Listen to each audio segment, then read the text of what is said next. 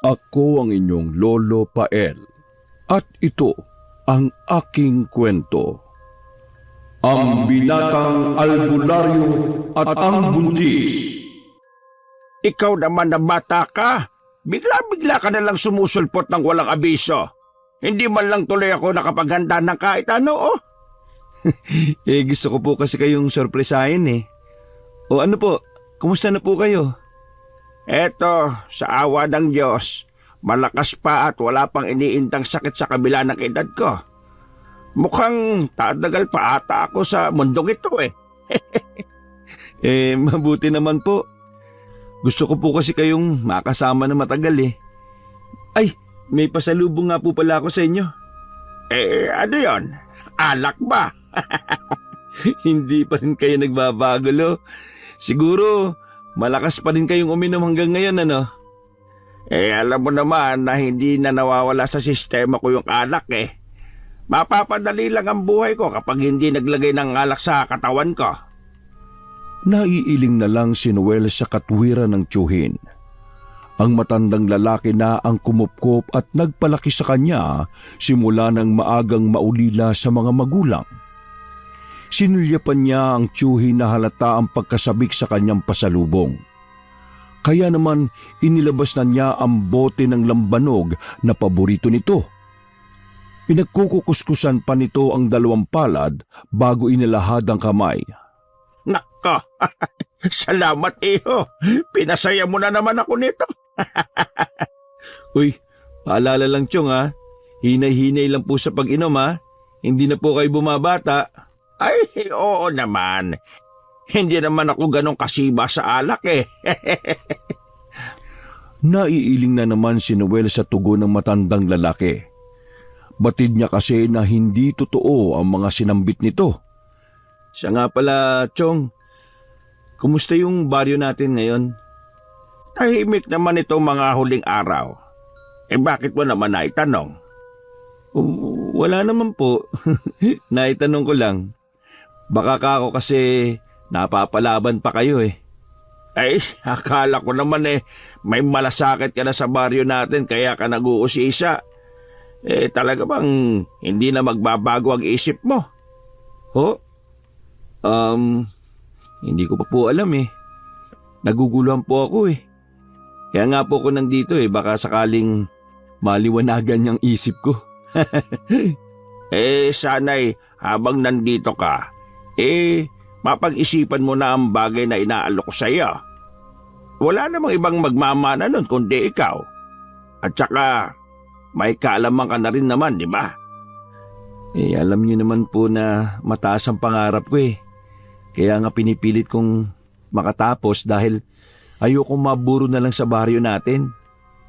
Pwede mo naman pagsabayin ang pangarap mo at ang tungkulin mo. Kaya alam po Huwag na muna natin pag-usapan ang bagay na yan. Hayaan mo ang panahon ng magpasya sa magiging kapalaran mo. Sige ho.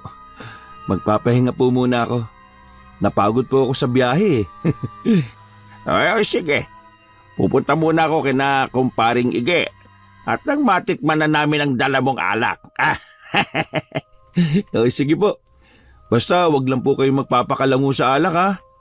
Umuwi po kayo kaagad. Tumangulang ang kanyang tiyuhin.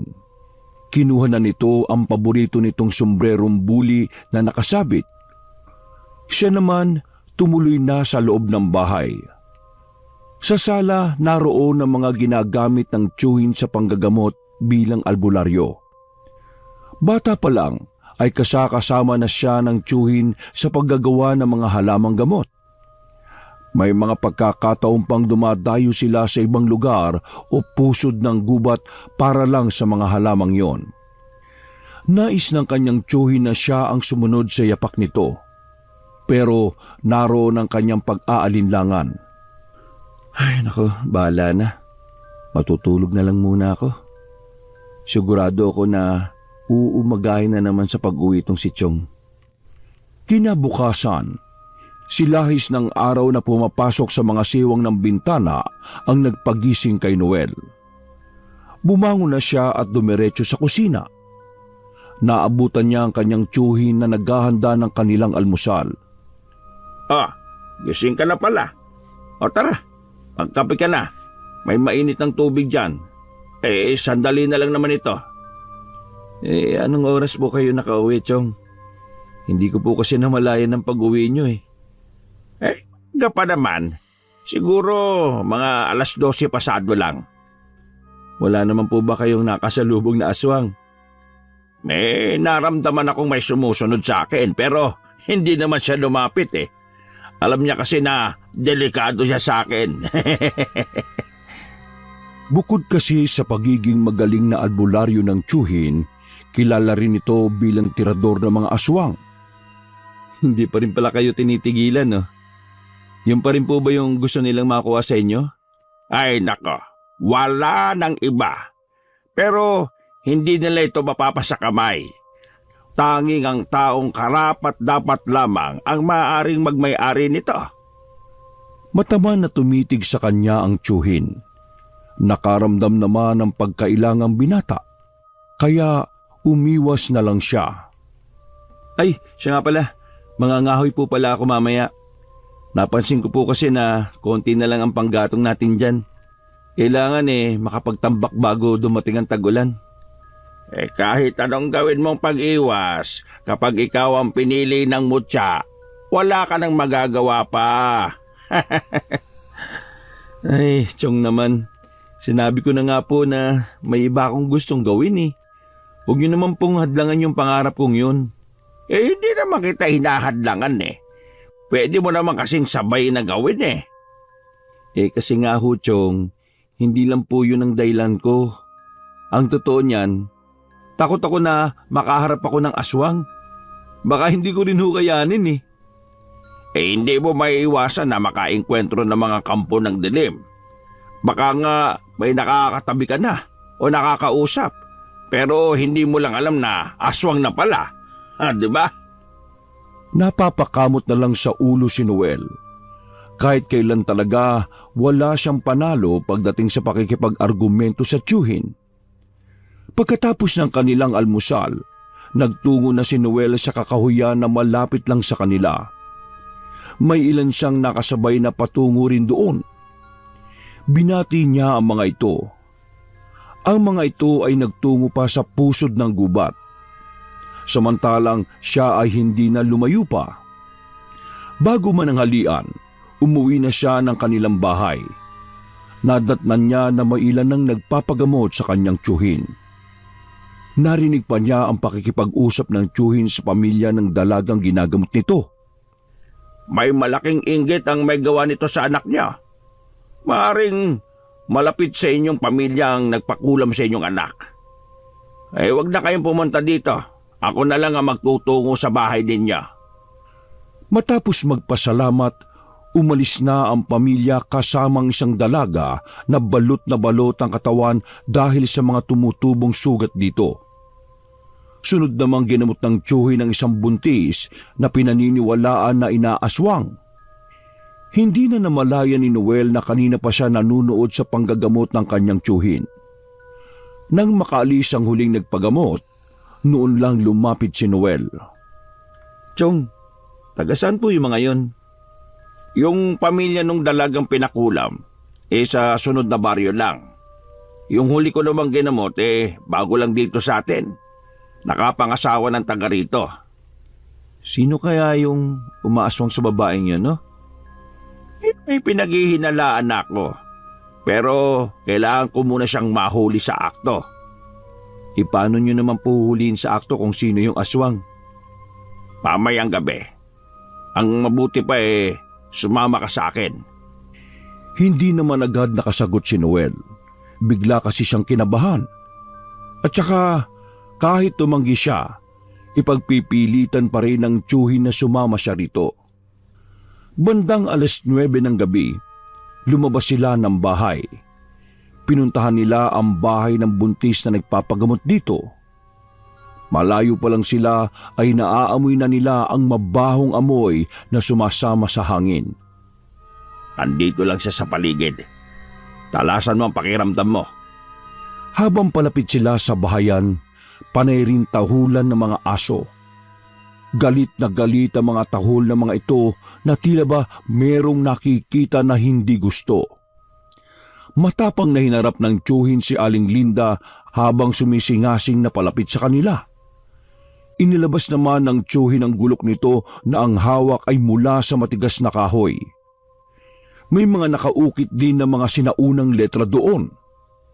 Sa isang iglap, gumugulong na ang ulo ni Aling Linda habang ang katawan nito ay nanatiling nakatayo. Ang galing! Ang bilis niyo siyang natalo ah. Bakit ko pa ba patatagalin? Doon din naman ang punta niyan. Ilang sandali pa ay naroon na ang mga tao na nakabatid na mga nangyayari. Larawan ng iba sa kanila ng hindi pagkapaniwala na ang aswang na nababalita ay walang iba kundi si Aling Linda. Mabait kasi ito at masipag na naglalako ng gulay tuwing umaga na siyang ikinabubuhay nito. Umuwi na rin ang magtiyuhin. Habang daan, tahimik lang si Mang Jose habang ang binata ay inulit lang na sabihin ang naganap kani-kanina lang. Hindi lingid kay Mang Jose na kanina pa may sumusunod sa kanila. Paglabas pa lang nila ng bahay. Kinabukasan, parang walang nangyari. Nanggagamot muli ang kanyang tiyuhin habang siya ay tumutulong-tulong dito. Chong, bukas nga po pala luluwas na ako. Ha? Ay, ganun ba? Ang bilis naman ng bakasyon mo. Meron pa po kasi akong kailangan asikasuhin eh. Ay, di sige. Mag-iingat ka na lang. At saka, bisitahin mo na lang ulit ako. Hindi naman ako umaalis dito eh. Opo, dadalang ko po ulit kayo ng alak. At kumusta mo na lang ako kay Lisa at Andong ha? Makakarating po. Minsan po kayo naman ang dumalaw sa kanila. Alam ko po miss na nila kayo. Ang mga tinutukoy ni Mang Jose ay ang dalawang nakababatang kapatid na sa ibang lugar nakatira. Bihira na lang din kasi silang magpangita ng mga ito. Nang umalis si Noel, ang bigat ng kanyang pakiramdam. Makailang beses din niyang nilingon ng tiyuhin. Parang gusto niyang bumalik. Binaliwala na lang niya ang kakaibang nararamdaman. Isang linggo na simula nang magpaalam siya sa tiyuhin, dinalaw siya ng masamang pangitain. Iba ang kaba na nararamdaman niya ng mga sandaling yon. Kaya kahit gabing-gabi na, umuwi pa rin siya. Mabuti na lang, inabot pa niya ang huling biyahe pauwi sa kanila. Habang sakay ng tricycle, may itim na ibon ang sumusunod sa kanila. Kahit ang driver ay bahagya ding kinikilabutan. Mabuti na lang taga doon din ang driver at hindi na niya kailangang bumalik. Pagdating sa bahay ng tiyuhin, katahimikan ang bumungad sa kanya. Patay din ang ilaw sa buong bahay. Chong, gising pa po ba kayo? Nang akmang bubuksan na niya ang kawayang pintuan nang mahagip ang isang anino sa gilid ng kanyang mga mata. Humarap siya rito. Batid niyang nagtatago yun sa likod ng puno ng santol. Sino ka? Huwag ka magtago, lumabas ka dyan! Dahan-dahan namang lumabas ang isang nilalang. Mabalahibo ang braso at mukha nito. Namumula ang mga mata.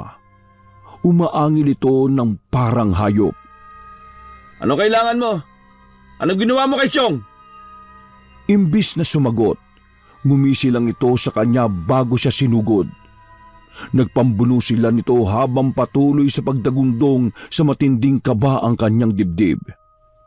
Sa pagtataka ng binata, bigla itong huminto sa pag-atake sa kanya. Para bang may nakita ito na nakakatakot na bagay. Nang tumakbo ito palayo, hindi na niya hinabol pa. Agad na siyang pumasok sa bahay ng tiyuhin. Makailang beses din niyang tinawag ang pangalan nito. Saktong lalabas siya ng pinto nang papasok naman ito. Pareho pa silang nagkagulatan. Chong, saan kayo nanggaling? Saan pa ba? Bakit bumalik ka kagad? Akala ko ba matagal ka pa bago bumalik? Ha? Kasi nagkaroon ako ng masamang pangitain eh. Akala ko nasa panganib ang buhay niyo. Kung ganun nakakaroon na ng bisa ang mutya. Mutya? Anong mutya? Sa tagal ng panahon, sa wakas, nabatid na rin nito ang gusto niyang maging tagapangalaga na susundin ito. Chong, hindi ko po kayo maintindihan eh. Pakipaliwanag niyo nga po. Imbis na sagutin siya nito, lumapit ito sa eskaparate na kung saan nakalagay ang mga halamang gamot nito. Sa likod ng mga botelya, naroon ang maliit na pakete. Kinuha nito yon at binuksan sa harapan niya. Naroon ang tila pangil ng kung anong hayop. Simula ngayon, ikaw na ang mangangalaga sa mutya na ito. Ito ang pangil ng aswang. Hindi po ba sa inyo yan? Ako lang ang nagtago sa mutya na ito hanggang dumating ang tunay na mangangalaga rito. Noon pa'y batid ko lang ikaw yun. Pero nararamdaman ko na hindi ka pa handa. Paano niyo po nasabing handa na ako? Dahil ito mismo ang nagpabalik sa'yo. Naguguluhan pa rin si Noel. Parang ayaw tanggapin ng utak niya ang mga pahayag ng tiyuhin. Ikinuwento naman ng tiyuhin kung saan ito yun nakuha. Anito, hindi lahat ng aswang ay likas na masama. Meron daw itong naging kaibigang aswang na namatay dahil sa pagliligtas sa kanya. Bago daw ito nawala, ibinigay nito ang mutya ng pangil ng aswang. Hindi na rin umalis si Noel. Parang nawala na siya ng interesto pa rin ng pangarap niya. Napagtanto rin niya kasi sa sarili na mas mahalaga sa kanya ang tiyuhin. Saan po yung lugar na pupuntaan natin? Sa may Baryo Sikil. Hindi po ba liblib na lugar na yon? Sa pagkakaalam ko tatawid pa tayo ng ilog bago makarating sa baryo na yun . May susundo naman sa atin sa may ilog. Kaya huwag ka mag-alala. Sino po ba yung gagamutin nyo doon? Bakit hindi po sila yung nagtungo dito? Katulad nung ibang gusto magpagamot sa inyo. Hindi maaari, iho. Hindi nila kakayanin ng 10 estudyante na dalhin dito. Ho? Mga estudyante? Anong nangyari sa kanila? Ang principal mismo ng paaralan doon ang nakiusap sa akin na gamutin ng mga bata. Tila daw sinasapian sila ng masamang elemento . Mabuti pa po bilisan na natin para mapagaling nyo na yung mga bata. Nakakaawa naman po sila. Napangiti naman si Mang Jose sa nakikitang interes ng pamangkin sa panggagamot. Hindi tulad noon na tila napipilitan lang na sumunod sa kanya. Sa kantong papasok ng baryo, sumakay sila ng habal-habal hanggang marating nila ang ilog. Naroon ang ilang lalaking bigotilyo na naghihintay sa kanila. Hinagod pa sila ng tingin nito bago sumilay ang ngiti. Nung lumapit sila rito, agad itong nagpakilala bilang Romeo. Ito daw ang nag-utos na puntahan sila para sabihin na kailangan nila ng tulong. Sa eskwelahan sila dinala nito kung nasaan ang mga estudyante na edad 12 at 14. Naroon din ang mga magulang na mga bata. Hindi daw nila maiuwi ang mga bata dahil nagwawala daw maigi. Kapag nasa loob lang sila ng eskwelahan, mas kalmado daw ang mga ito. Pagpapausok tayo sa buong eskwelahan mamayang hapon. Oho, Chong. Tingnan nyo naman yung mga bata, Ang sama ng tingin nila. May ibang kumukontrol sa kanila. Hindi natin kauri. Pagdating pa lang natin, nagpupuyos na sila sa galit, Hindi nila gustong nandito tayo. Mukhang natututunan mo na ang kaalaman mo. Basta na lang po pumapasok sa utak ko yung mga dapat kong sabihin. Tara na po, puntahan po natin yung likod ng eskwelahan. Naroon ang mahigit 100 taon ng puno ng balete. Nagpatiuna na si Noel sa pagtungo roon. Kasunod si Mang Jose at si Ginoong Romeo Layog ang prinsipal ng eskwelahan na yon. Kahit ito'y namamangha sa kanilang magtiyuhin, para kasing kabisado na nila ang lugar na yon. Pagdating sa pinakalikod ng eskwelahan, mapuno at masukal doon. Naglakad silang tatlo hanggang marating nila ang puno ng balete. Napakanutang noon ni Noel. Tila kasi binalak putulin ang puno na yon. May bakas kasi ang katawan nito ng matalim na bagay. Natuyo na rin ang dagta nito. Sila naman pala may kasalanan kung bakit gumanti yung mga elemento rito sa mga bata eh. Hindi na nila ginalang yung mga nilalang na matagal ng panahon na nakatira dito. Sabay naman na sinulya pa ng magtiyuhin ng prinsipal na napatungo na lang. Hindi nito matagalan ang nanunuring tingin nila pareho. Maya-maya, napabuntong hininga na lang ito. At saka sinabi ang ilan sa mga estudyanteng sinabihan umano ang siyang may kagagawan nun. Nadamay lang daw ang ibang estudyante. Hindi na nagaksaya ng panahon si Noel. Umarap siya sa puno ng balete. Pilit siyang nakikipag-ugnayan sa nilalang na nakatira doon. Pero masyadong malakas ang kapangyarihan nitong bumabalot dito. Ayaw nitong makipag-ugnayan. Nag-aagaw dilim na nang biglang sabay-sabay nagwala ang mga bata. Kahit 5 na ang umahawak sa bawat isa, hindi pa rin sila mapigilan sa pagwawala. Sumisigaw din sila at ang iba ay nag-iiba ang boses. Ang isa sa nakawala sa pagkakahawak, lumapit ito sa pader at inuuntog ang ulo hanggang magdugo yun. Nilapitan nito ni Noel at pinigilan. Binulungan niya hanggang tumigil ito at bigla na lang hinimatay. Dito lang kayo, Chong. May kailangan lang akong gawin. Teka, anong gagawin mo? Haharapin ko yung nilalang na nakatira sa puno ng balete. Tinanguan naman siya ng tiyuhin at saka nagtungo sa likod ng eskwelahan kung nasaan ang puno ng balete. Palapit pa lang, ramdam na niya ang malakas na puwersa na pilit tumaharang sa kanya. Tigilan mo na yung mga bata! Hindi nila sinadya kung may nagawa man silang pagkakamali sa'yo. Isang tawa naman ang pumuno sa lugar na yon. Para bang nanggagaling sa ilalim ng lupa. Batid ni Noel na hindi madaling talunin ang kapangyarihan nitong itim.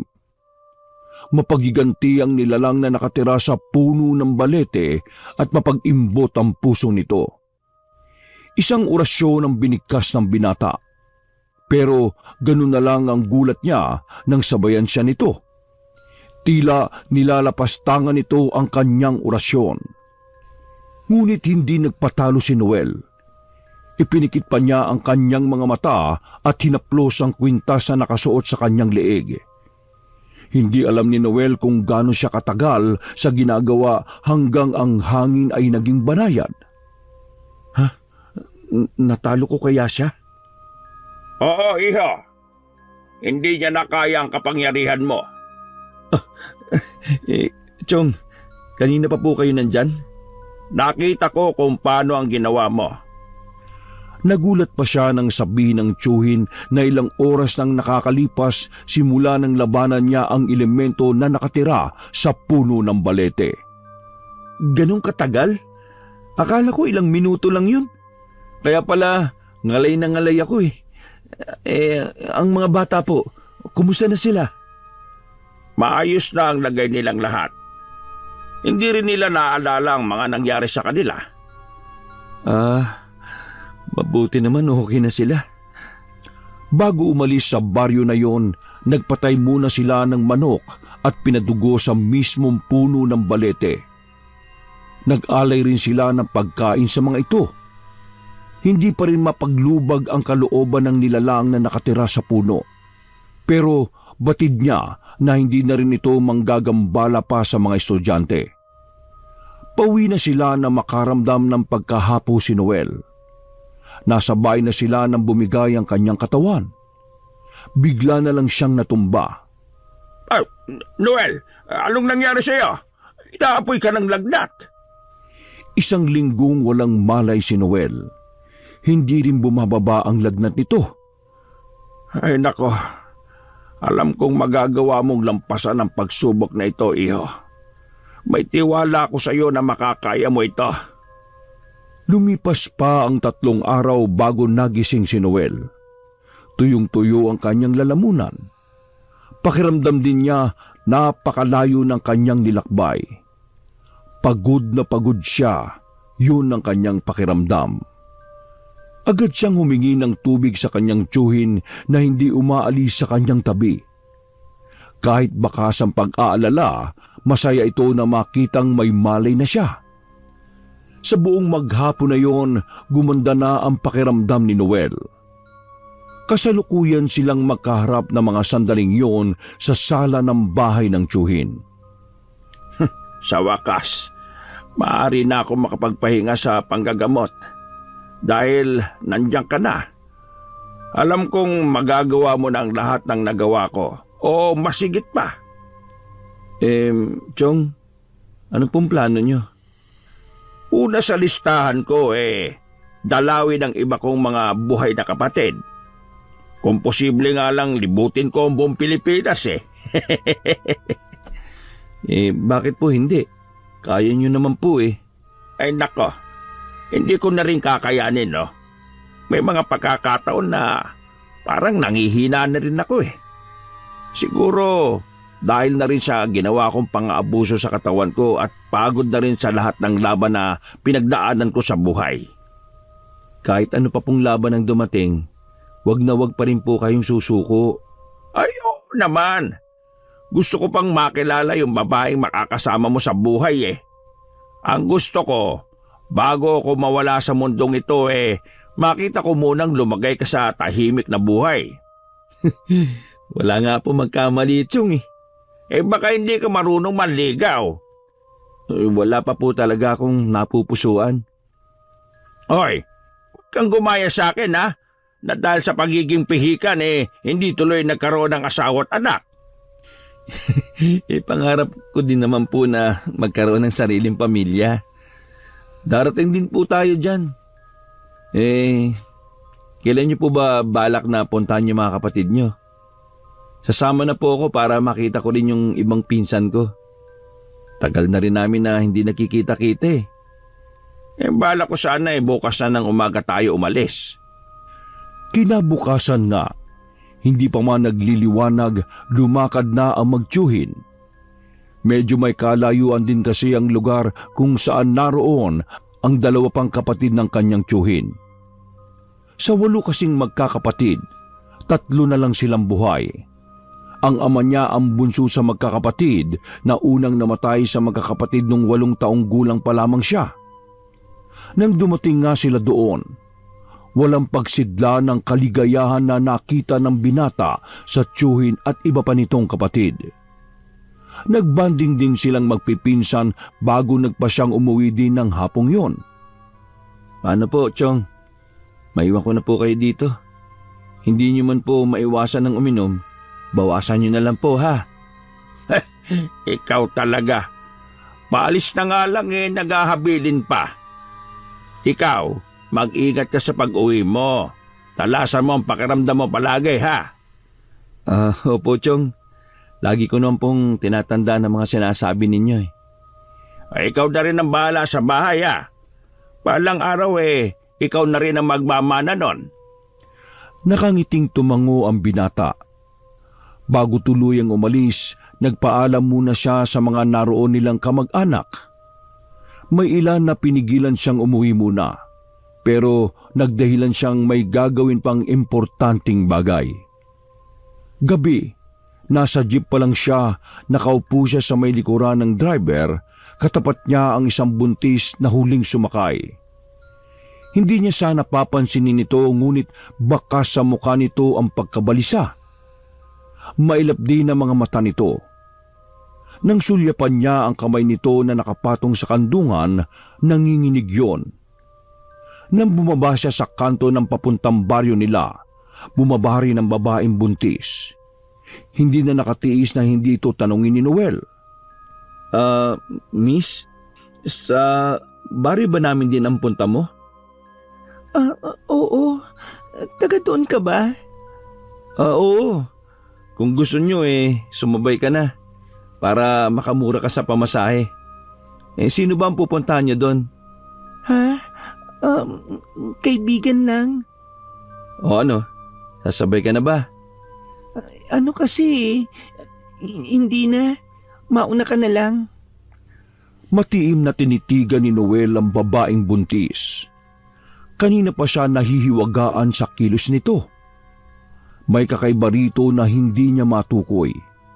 Pero hindi naman niya maaaring iwan ito sa 10 oras ng gabi at buntis pa. Huwag kang matakot sa akin. Mabait ako. Para maniwala ka ito ang ID ko. At isa din pala akong albularyo sa baryo namin. Ha? Isa kang albularyo? Parang ang bata mo naman para maging albularyo. Yun ang totoo. Kahit ipagtanong mo pa sa baryo namin. May nakakatawa ba? Ha? Wala naman. Pasensya na. Ano? Sasabay ka ba? Nasaan niyo pa rin ng babae ang pagkabalisa at pagkalito. Tila meron din itong kinatatakutan. Napansin din ni Noel ang pagtaas-baba ng dibdib. May tinatakasan ka ba? Ha? Bakit mo naman nasabi yan?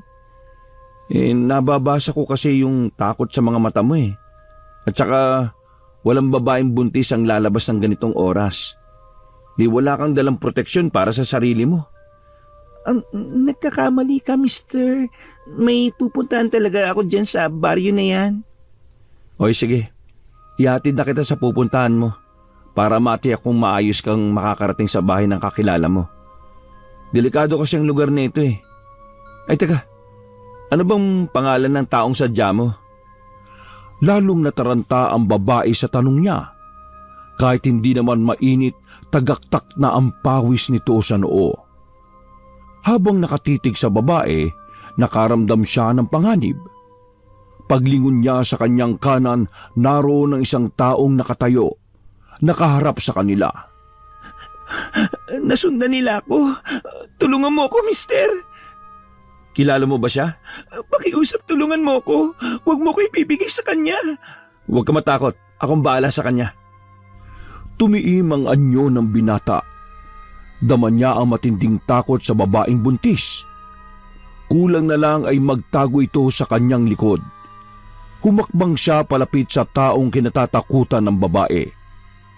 Ilang dipan na lang ang layo niya rito nang mag-angat ito ng paningin. Naningkit ang mga mata ng binata nang makumpirma ang hinala. Huwag mo nang tangkain kung ano man yung binabalak mo. Umangil naman ito bago humakbang paatras. Kita sa mga mapupulang mata nito ang pagbabanta. Nang mawala ito, tsaka niya binalikan ang babaeng buntis. Sapo nito ang tiyan habang nakabalatay ang matinding pangamba sa mukha. Huwag ka na matakot, wala na siya. Maraming salamat, mister. Hindi kita pwedeng pabayaan na lang dito. Kaya sa ayaw at sa gusto mo, ihahatid na kita sa pupuntahan mo. Ang totoo niyan, hindi ko alam kung saan ako pupunta. Wala naman talaga akong kakilala sa lugar na yan Gusto ko lang makalayo. Pero tingin ko, hindi na rin ako ligtas sa lugar na bala kong puntahan. Bahagya namang nagulat si Noel sa sinabi nito. Lumingon siya sa nag-iisang driver ng tricycle sa pila. Sumenya siya rito na hintayin na sila. Ang mabuti pa, sumama ka na lang sa akin. Huwag kang matakot sa akin. Gaya nga ng sinabi ko kanina, kilala akong albularyo. Maayos ka makakapagpahinga sa bahay ng tiyuhin ko. Pero hindi naman tayo magkakilala. Paano kung... Ako si Noel, isang albularyo. Kilala ko sa amin kaya huwag kang matakot. Hindi ako masamang tao. Napatitig na lang ang babaeng buntis kay Noel sa paulit-ulit nitong pagpapakilala sa sarili para lang mapanatag siya. Naroon na rin ang pag-aalinlangan sa mukha nito nang tumungo ito. Pinauna na niya ito sa paggakbang papunta sa tricycle. Nang makapasok ito sa loob, pumesto naman siya sa likod ng driver. Habang tumatakbo sila, laman ng isip ng binata kung sino ang misteryosang babaeng buntis. Pagdating sa tapat ng bahay ng tiyuhin, inilalayan niya ang babae na makapasok sa bahay. Kitang-kita pa rin sa mukha ang takot na magtiwala. Sino ang kasama mo dito? Ang tiyuhin ko pero hinatid ko siya kanina sa kabilang bayan. Hindi tayo lang ang nandito ngayon. Bakit hindi mo kaagad sinabi? Alam kong mahirap sa iyo magtiwala, pero wala ka namang pagpipilian eh. Hindi naman kita pwedeng iwan na palaboy-laboy dyan sa daan. Wala ka naman palang ibang pupuntahan. Hindi ako patutulugin ng konsensya ko kung iiwan kita doon. Pasensya ka na kung sa kabila ng tulong mo parang lumalabas na wala pa akong utang na loob. Mahirap lang talaga na magtiwala sa panahon ngayon eh. Hindi ko yan iniisip. Natural lang na hindi ka basta-basta magtitiwala. Ang gusto ko lang mapalagay ang loob mo kahit papaano dito sa bahay. Salamat ako nga pala si Reyna. Ang ganda pala ng pangalan mo eh. Gutom ka na ba? Pwede bang makahingi ng tubig? Kanina pa kasi ako nauuhaw eh. O sige, teka lang, ikukuha lang kita. Habang naghihintay sa pagbabalik ng binata, inilibot muna ni Reyna ang paningin sa paligid. Napako ang pansin niya sa eskaparate na puno ng mga garapon na pinaglalagyan ng mga halamang gamot. Eto ng tubig mo. Ito bang ginagamit mo sa panggagamot? Oo, yan nga. Pamilyar ka ba sa mga halamang gamot na yan? Hindi Wala akong alam sa mga yan. Inabot niya muna ang baso ng tubig at inisang lagok bago muling nagtanong. Di, marami ka nang nagagamot pala. Ano mga ginagamot mo? Mabisa ba talaga yung mga nasa garapon na yan? Iba-iba ang ginagamot ko. Hindi pangkaraniwan ang mga gamot na nasa eskaparate. Ang iba dyan, nagmula pa sa ibang lugar. Talaga? Maari mo kaya akong tulungan? Oo naman. Ano ba ang sakit mo? Wala akong sakit, pero gusto kong mawala ang sanggol nito sa sinapupunan ko. Kaya mo ba? Ha? Hindi kita maintindihan.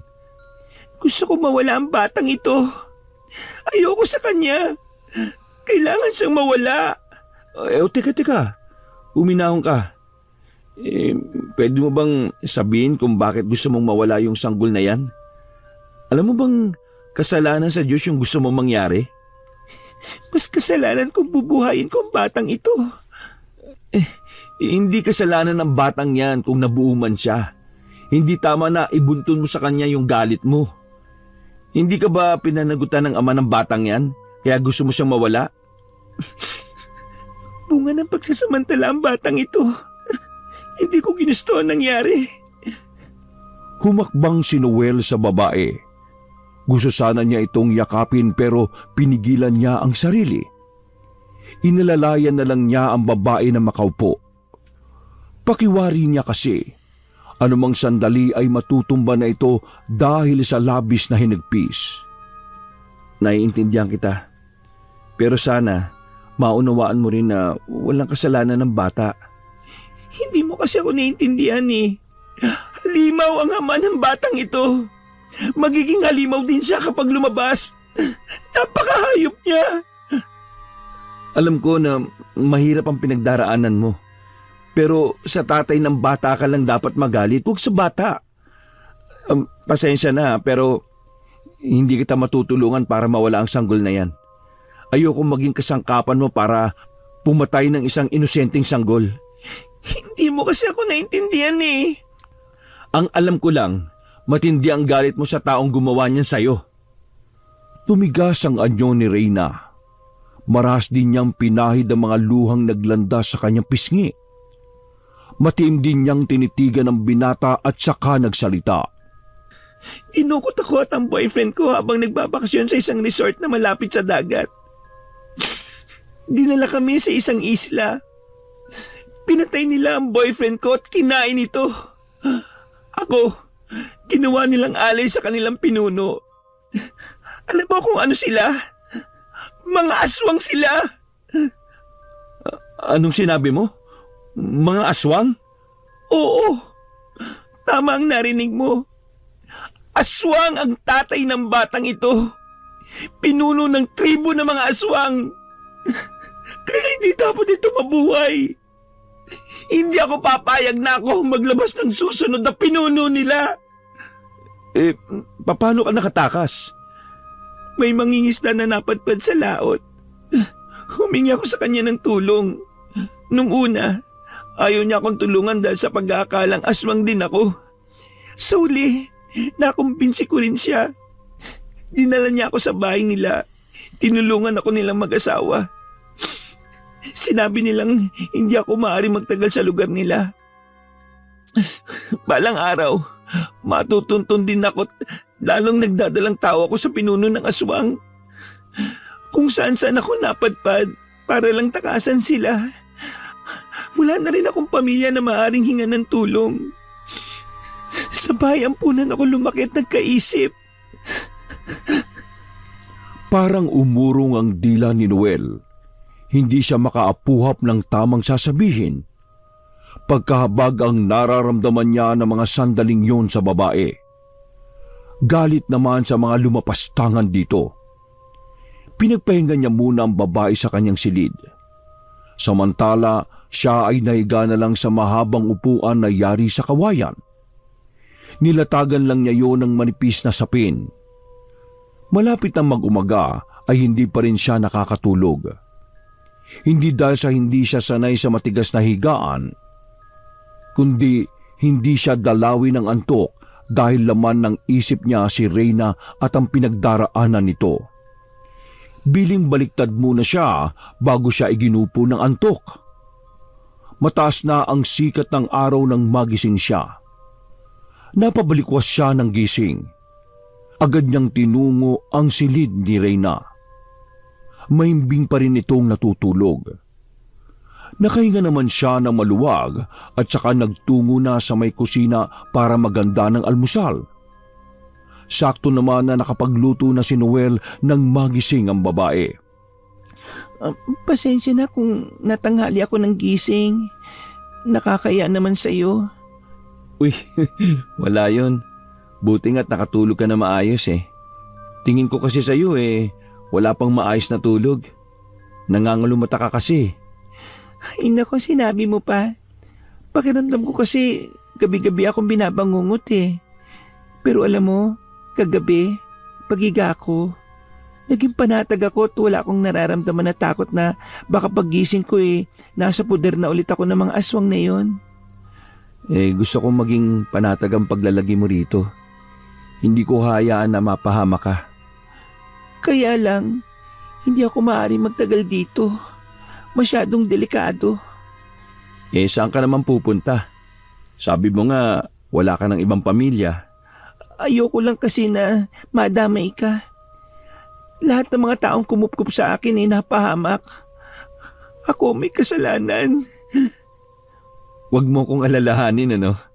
Walang masamang mangyayari sa akin. Kaya ko ang sarili ko.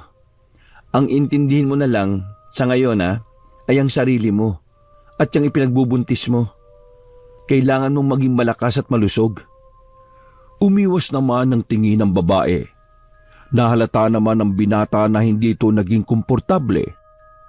Kaya binago na lang niya ang usapan. Niyaya na rin niya itong kumain. Napansin ni Noel na tamilmil kumain ang babae. Tila malalim din ang iniisip nito. Naiilang ka ba na tayo lang dalawa sa bahay na ito? Ang totoo niyan inaalala kita eh. Ano na lang ang iisipin ng mga taga dito kapag nakita nila ako? Pwede naman na palabasin natin na nobya kita na inuwi kita dito sa bahay. Alam kasi ng iba rito na sa ibang bayan ako naglalagi noon. Kaya iisipin nila na nagkaroon ako ng nobya doon, di ba? Hindi kaya nakakaya sa'yo? Sobrang naabala na nga kita eh. Hindi ka abala sa akin. At saka, kahit sino tutulungan ko sa ganyang kalagayan. Tulad ng sayo. Maraming salamat ha. Tatanawin kong utang na loob ang ginagawa mong ito sa akin. Ngumiti lang si Noel rito. Naalala bigla ang pinag-usapan nilang magtiyo. Iniisip niya kung ano kaya ang magiging reaksyon nito kapag nakita ang babae pag-uwi nito.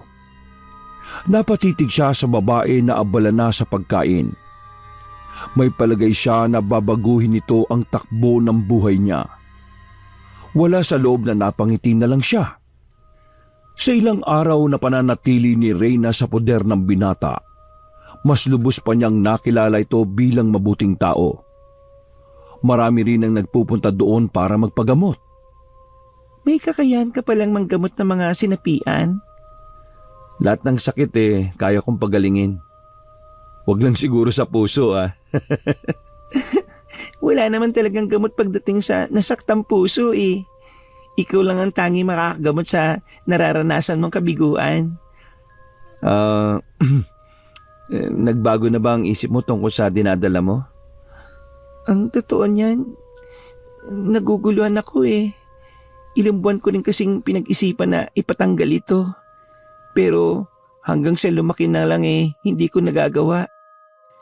Nadadala ka lang kasi ng galit mo Pero alam ng puso mong ina na mahal mo ang sanggol na yan.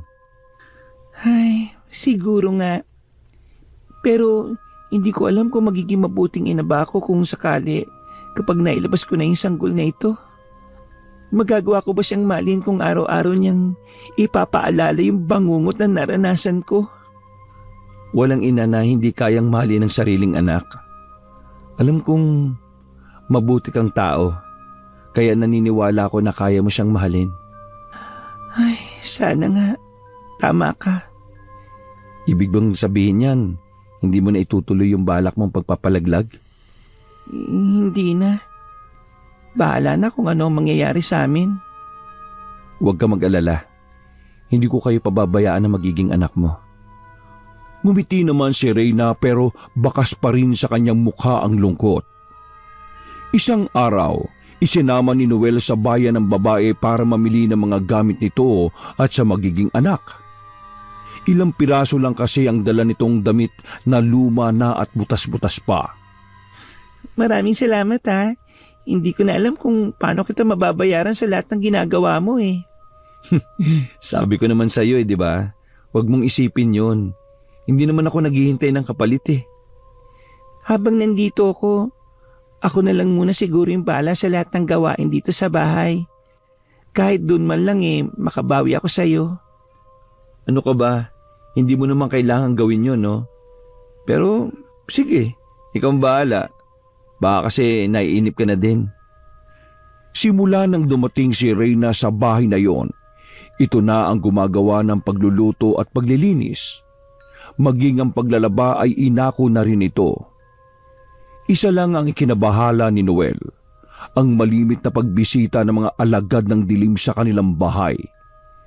Pero hindi naman sila basta makalapit sa babae dahil sa kanya.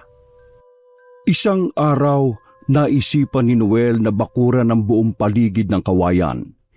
Hindi niya rin inaasahan ang pagdating ng kanyang tiyuhin. Chong! Akala ko matagal pa kayo bago bumalik. Huwag niyong sabihin na nainip kayo Wala bang alak doon? Bakit gulat na gulat ka yata nang makita ako? Hindi ka ba natutuwa na umuwi na ako? Tsaka, bakit ka naglalagay ng bakod? Buti nga po at bumalik na kayo. Mamaya ko na po ipapaliwanag. Tara po muna sa loob. Hindi mo na ako kailangan sabihan pa. Papasok ako at bahay ko naman to. Parang may nagbago yata sa bahay na ito Saktong pagpasok nila ay ang paglabas naman ni Reyna sa kusina. Pareho pang nagkagulatan ng dalawa. Si Mang Jose ang unang nakabawi sa kabiglaan. Hinagod pa nito ng nanunuring tingin si Reyna at nagtagal sa umbok niyang tiyan. Nawala lang ako ng ilang linggo Nag-uwi ka na kagad ng asawa. At buntis na. Bakit wala ka man lang yatang nababanggit sa akin noon bago ako umalis? Chong, mali po kayo ng iniisip niyo Hayaan niyo po ako magpaliwanag. Aba, umpisahan mo na. At mukhang mahaba-haba itong pagpapaliwanagan na ito. Nagpaalam naman si Reyna na babalikan ang niluluto sa kusina. Hinayaan naman ito ni Noel habang nagtataka ang kanyang tiyuhin. Umupo naman si Mang Jose sa pang-isahang upuan habang hindi hinihiwalay ang tingin sa pamangkin. Si Noel naman, huminga muna ng malalim bago ipinagtapat ang lahat sa tiyuhin. Kawawa naman pala yung batang yan. Mabuti at nagawa niyang tumakas. Bibihira ang ganong pagkakataon na makakaalis sa isla na yon. Alam niyo po ba yung isla na yon, Chong? Oo. Minsan na ako nakarating sa lugar na yon. Hindi ko na ulit naisipan pang bumalik. May mga gabi po na nananaginip pa rin siya Naririnig ko yung paghihirap niya. Mukhang malaking papel ang gagampanan ng babaeng yan sa buhay mo Ano pong ibig niyong sabihin? Hindi lang pagkakataon ang pagtatagpo ng landas ninyo. Sadya kayong pinagtagpo.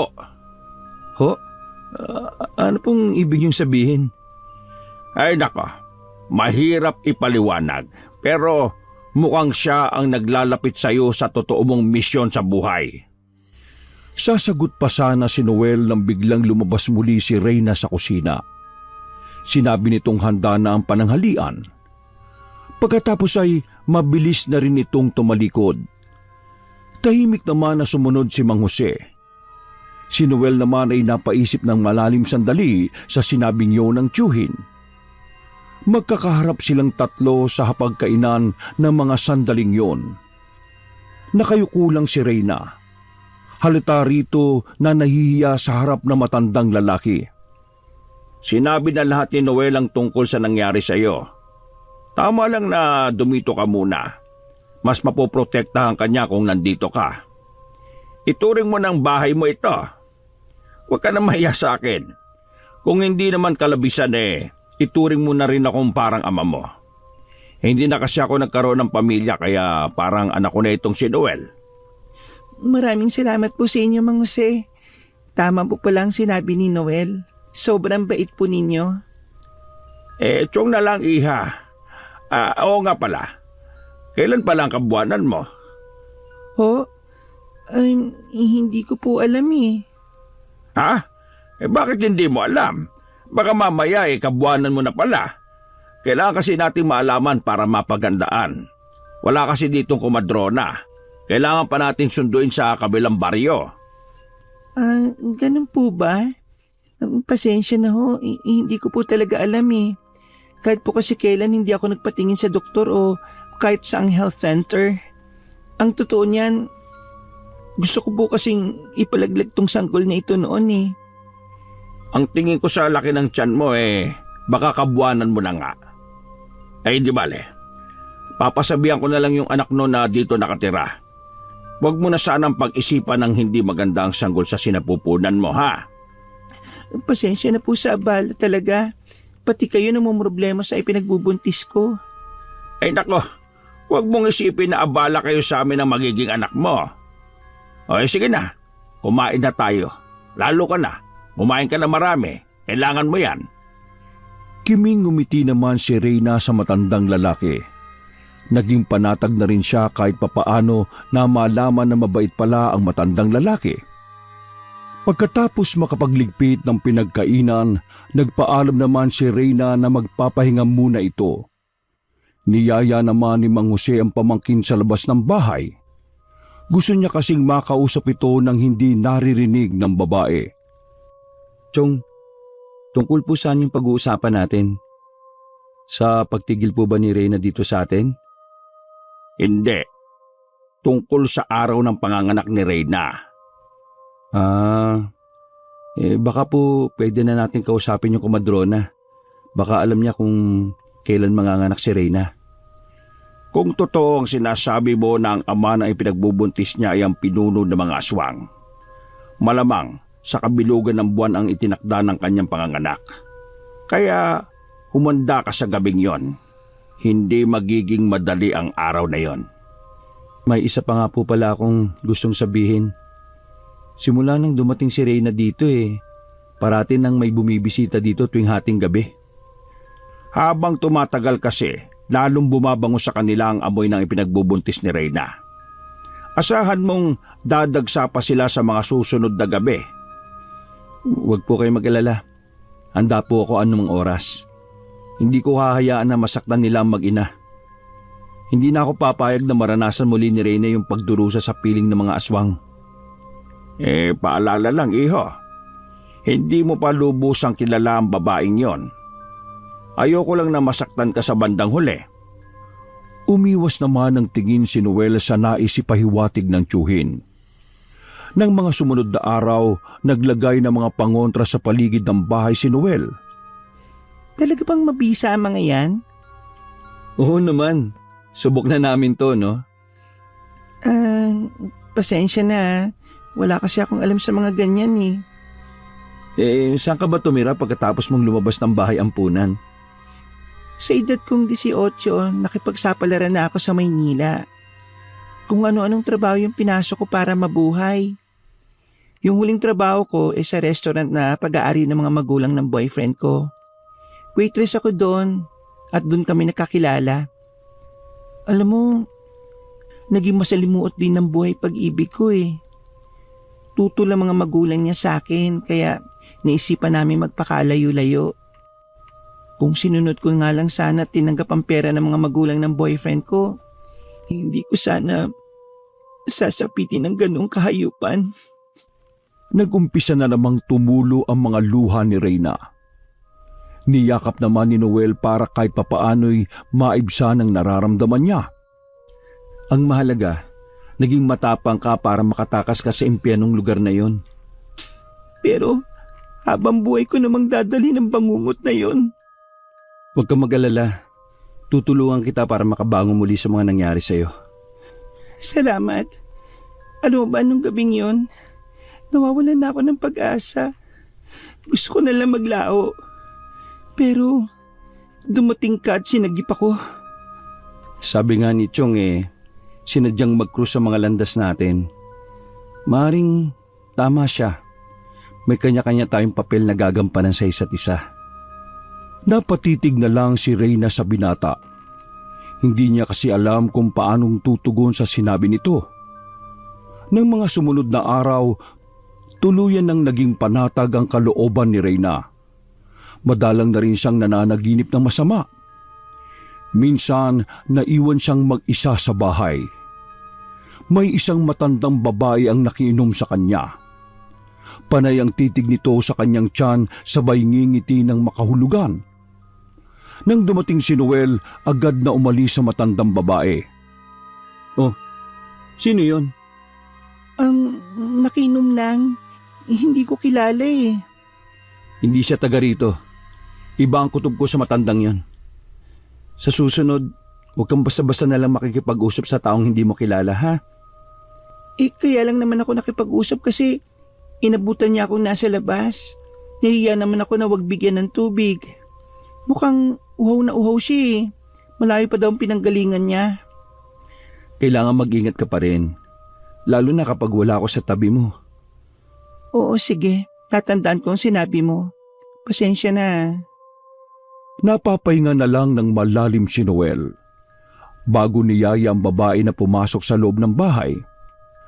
Araw ng Sabado. Niyaya ni Reyna ang binata na pumunta sila sa Tianggi sa bayan. Gusto raw nitong mamili ng mga kakailanganin nito sa panganganak. Pinaunlakan naman siya ng binata at laking tuwa rin nito dahil batid nitong tanggap na niya ang sanggol sa kanyang sinapupunan. Pagdating doon, agad na tinungo nila ang mga tindahan ng gamit sa mga bagong silang. May 2 oras din silang nag-ikot-ikot. Nang mapagod, nagyaya na rin na magmeryenda muna sila ng binata. Habang kinukuha ang order nila ng binata, naghihintay naman siya sa lamesa nila. Naagaw ang atensyon ni Reyna sa isang matangkad na lalaki na may kaputian. May kakbayong babae. Biglang kumabog ng malakas ang kanyang dibdib. Nang maglakad ang mga iyon palayo, wala sa loob na napatayo na lang siya. Sinundan niya ang mga iyon hanggang sa mga nakaparadang sasakyan. Kitang-kita niya ang paglalambingan ng mga ito. Hindi na niya napansin ang pag-agos sa mga luha niya.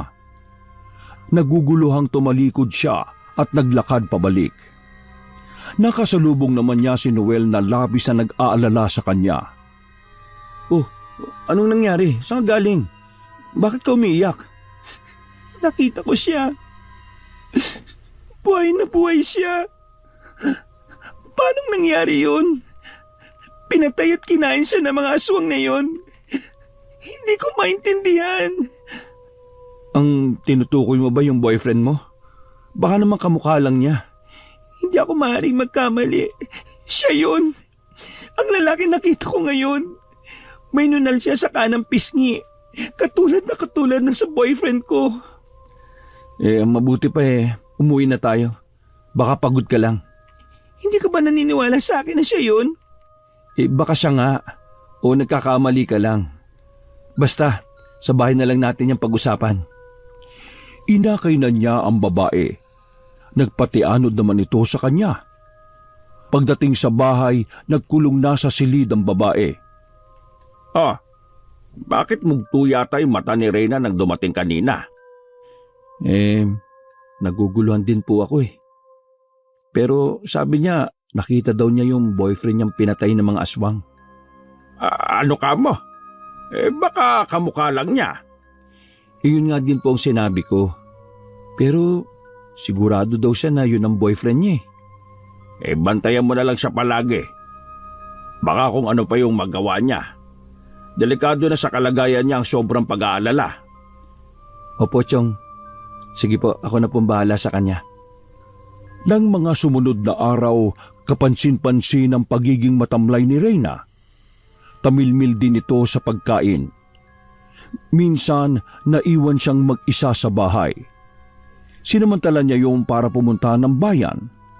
Nagbabaka sakali siyang makitang muli ang boyfriend na inaakalang patay na.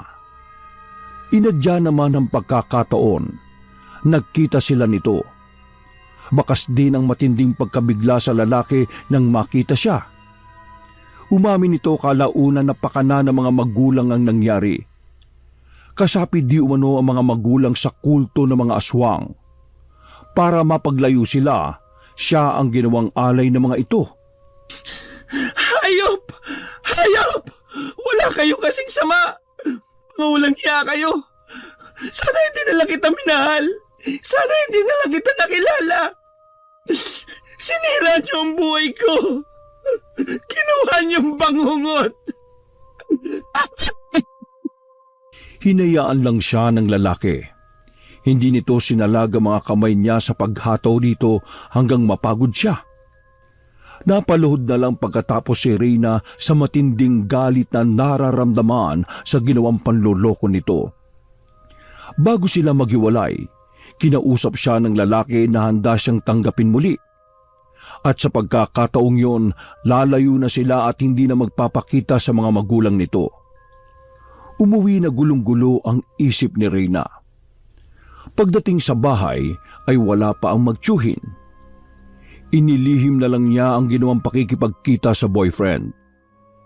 Pinilit din ni Reyna na ibalik ang sigla kapag kaharap si Noel at ang tiyuhin nito. Oh, mabuti naman maayos ka na. Alam mo bang sobra kaming nag-aalala sa iyo? Pasensya ka na kung pinag-alala ko kayo. Sobrang naapektuhan lang talaga ako Wala yun.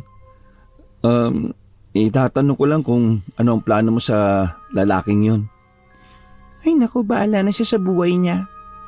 Ayoko na rin siyang makita pa kahit kailan. Huwag na lang natin siyang pag-usapan. Gusto ko na lang kalimutan yung nangyari sa akin. Kasama na siya. Gusto ko na lang harapin ang bagong kabanata ng buhay ko, kasama ng anak ko. Yan. Okay yan. Huwag mo nang pag-aksayan ng panahon ng nakaraan. Move forward nga, di ba sabi nila? Maging positibo at matatag ka para sa anak mo. Ikaw ang nagturo sa akin ng maraming bagay. Isa na roon ang maging matapang. Kaya kung ano ako ngayon, dahil yun sa'yo. Tumango-tango naman si Noel. Nang mga sumunod na araw, bumalik na ang sigla ni Reyna. Hanggang dumating ang araw ng panganganak nito. Umaga pa lang ay panay na ang hilab ng tiyan ni Reyna. Dumating na rin ang kumadronang si Aling Sita. Palakad-lakad si Noel sa may sala nang mapansin ng matandang babae na kausap noon ni Reyna. Lumabas ng bahay si Noel pero wala na doon ang matandang babae. Ang bilis naman niyang mawala. Saan kaya nagpunta yon?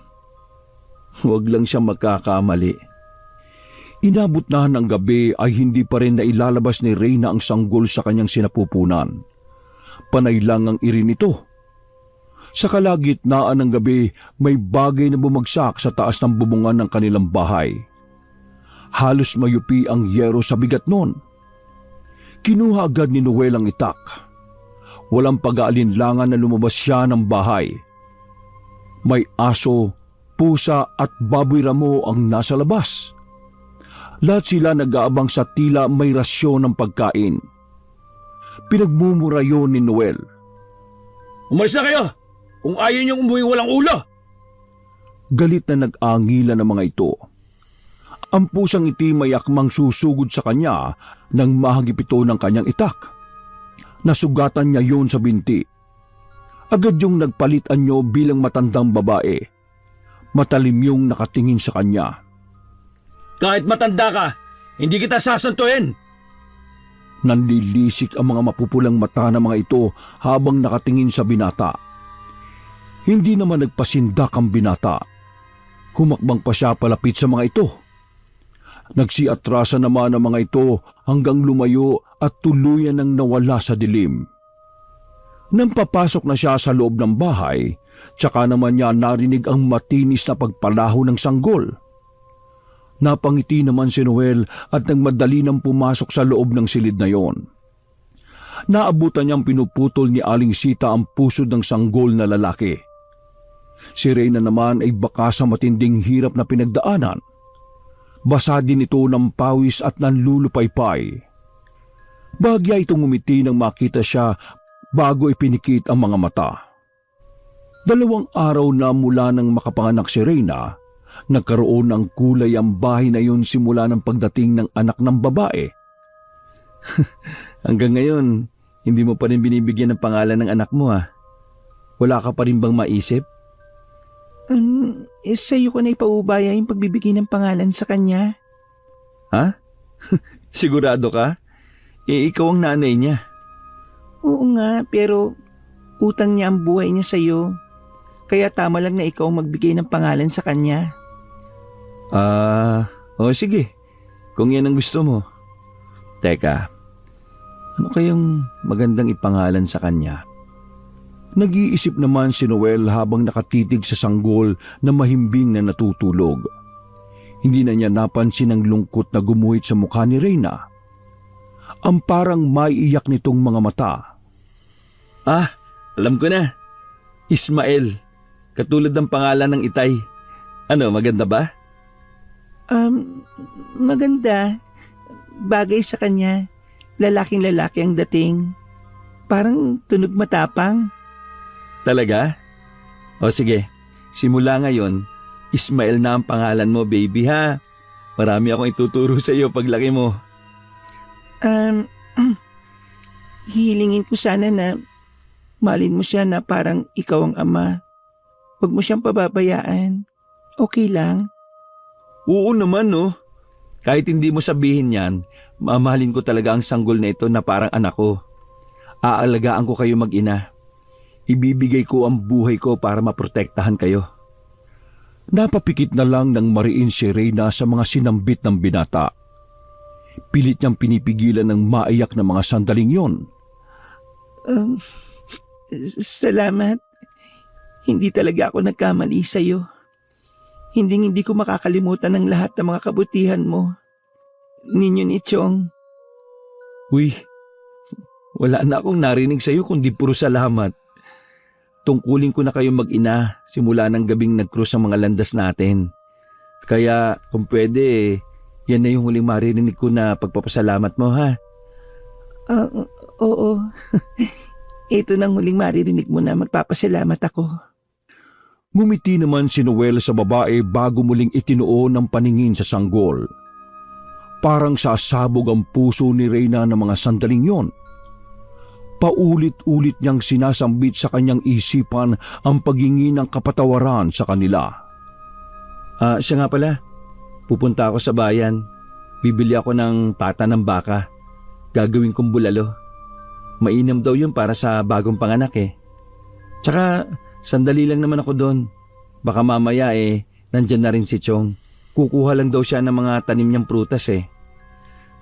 O sige, mag-iingat ka ha.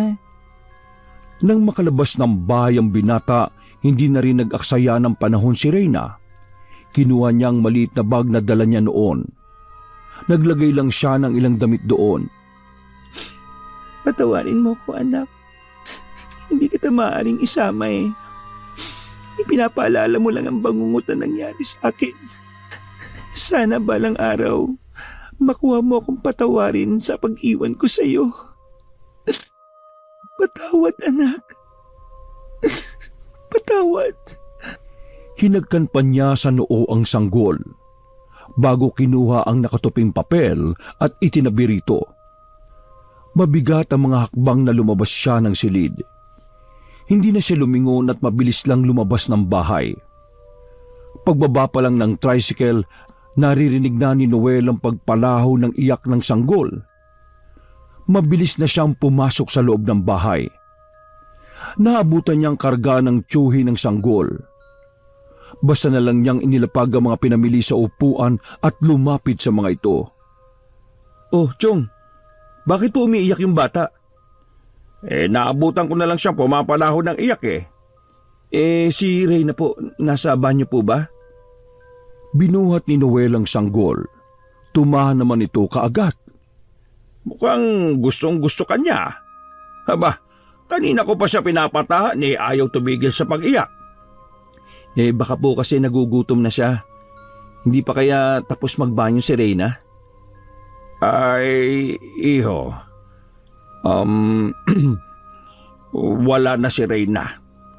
Dumating ako na wala na siya. Ho? Ano pong ibig niyong sabihin wala na siya? May sulat siyang iniwan.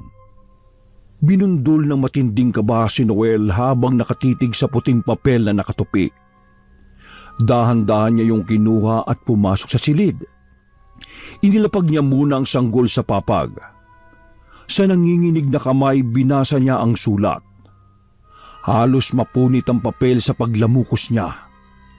Hindi na rin niya napigilan ang pagtulo ng mga luha. Parang sasabog ang dibdib niya sa sobrang paninikip nun. Sapo ng dalawang kamay ang muka habang umiiyak. Siguro hanggang ngayon hindi pa din niya matanggap ang nangyari sa kanya.